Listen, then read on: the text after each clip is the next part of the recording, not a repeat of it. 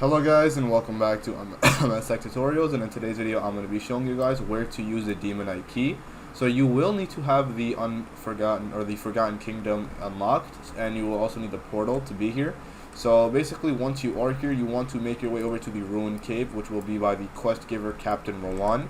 Anyways, once you make your way over to the Ruined Cave, you want to head right to where it says the danger sign, and you want to keep on heading straight until you basically get to the end right here.